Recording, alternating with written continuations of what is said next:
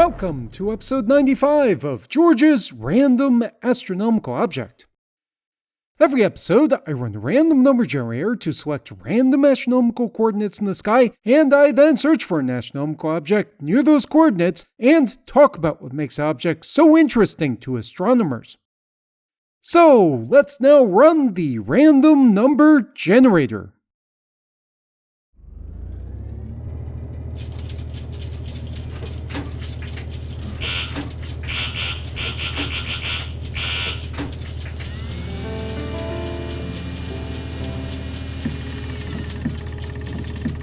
Number 2.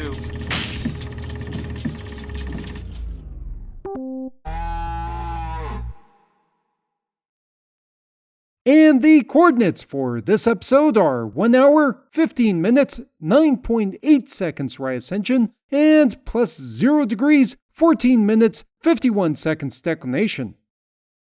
The coordinates for this episode point to the cluster of galaxies Abell 168 in the constellation Cetus. I have previously discussed how Cetus is one of the most stupid constellations in the night sky.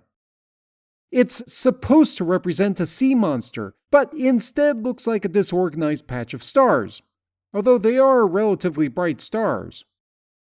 Because no one has ever actually seen the sea monster, the ancient astronomers who named this constellation could claim that it looked like a sea monster without anyone being able to prove them wrong. Anyway, back to Abell 168.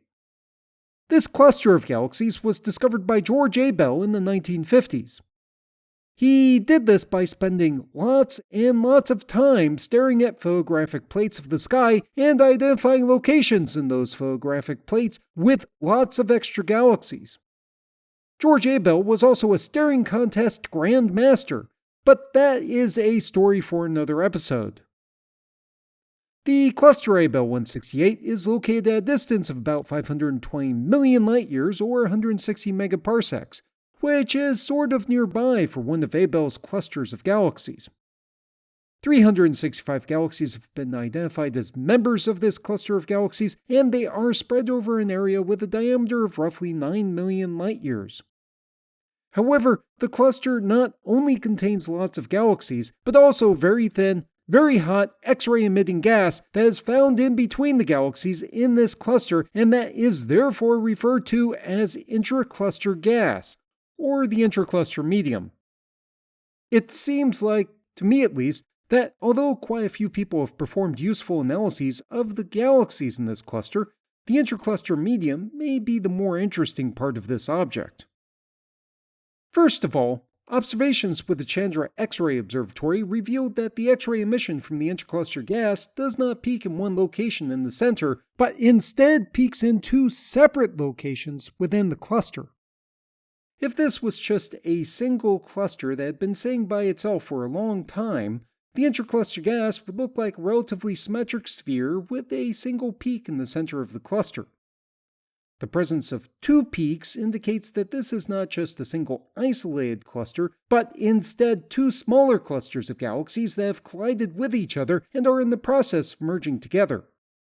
While in such a merger event, the galaxies in the two merging clusters would just pass right by each other, the balls of intracluster gas in the two merging clusters would collide with each other, and this would produce all sorts of weird effects. One of the most interesting results is the presence of two objects which astronomers call radio relics. This sounds like it could refer to archaeological artifacts related to the invention of the radio. However, if you do a Google search on the term radio relic, you get the astronomical meaning for what a radio relic is, which proves that Google does not have a sense of humor. Having said that, the Google search did turn up a podcast called The Relic Radio Show that features recordings of radio shows from several decades ago. Maybe I'll try listening to a couple of episodes from that podcast. Anyway, in astronomy, a radio relic is a region of diffuse radio emission found on the edges of clusters of galaxies. The radio waves are produced by a phenomenon called synchrotron emission, where electrons moving at speeds close to the speed of light oscillate within magnetic fields in space. The oscillations cause the emission of electromagnetic radiation in the form of radio waves. In general, radio relics within clusters of galaxies are produced by shock waves in the intracluster gas within those objects. In Abell 168 specifically, it looks like the shock waves were produced by the collision of the blobs of gas from the two clusters that collided to form this object. The fact that Abell 168 contains two radio relics is really exciting, as they are very hard to find generally. Moreover, at least a few years ago, Abell 168 was the smallest cluster known to have radio relics caused by two smaller clusters merging together. Even though astronomers might think the cluster itself is small, the radio relics are still really large. One of the relics is about 700,000 light-years in size, while the other one has a length of 2.6 million light-years. Radio astronomers are really interested in this phenomenon, which I know because I've read a lot of telescope proposals discussing trying to detect radio relics in various other clusters of galaxies. Given that Abell 168 has two radio relics, anyone who wants to understand this phenomenon is going to spend some time looking at that cluster. The location on the Earth's surface corresponding to the position of Abell 168 is a large area of jungle halfway between the cities of Mbandaka and Bolomba in the Democratic Republic of Congo. This is a location where I would expect to find nothing that looks like a relic from the development of radio communications in sub-Saharan Africa, which I am sure will disappoint some people. However, if you like primates, this area does have bonobos. The website for this podcast is www.randomastronomicalobject.com.